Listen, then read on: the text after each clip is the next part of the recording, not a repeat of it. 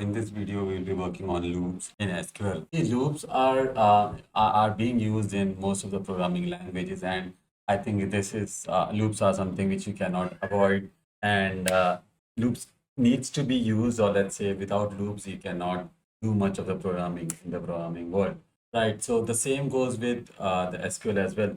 But I would say you might not use it that frequently, like you use it in the let's say other programming languages, because going or using loops in the tables or the databases are like very rare, I would say.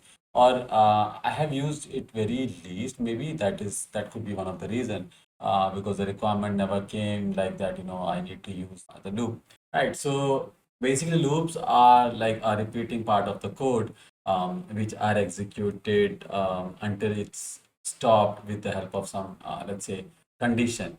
Or let's say if it is not fulfilled, then the code will keep on running. So you have to make sure that the condition that you put up is correct, so that it doesn't get infinite in loop. Okay, one of the thing which you need to again take care is the begin and end clause, or let's say statement, because otherwise you will not be able to run multiple statements in even the while condition. Right, so let me declare a variable. Let's say let's declare one as int, and then let's set it at one as is equal to one.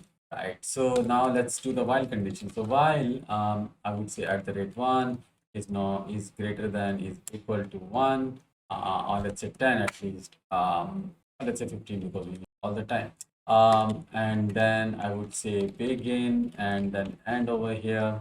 So there's nothing else. Normally most of the programming languages ask for the end statement as well, while we start the while statement. So, but in this it's not needed, right? So let's say print at the rate I first, and then I will also set at the rate one plus equal to one. Right. So yeah, I think this will do probably. So I'll say go, and then if I run this, so we have from 1 to 15. So this is how a loop works. So basically you have to use a while condition, and you have to make sure our condition is met, or if it is true, then you have to use begin and end if you want to run multiple statements. So this is how it could be. Now let's try something, or should we?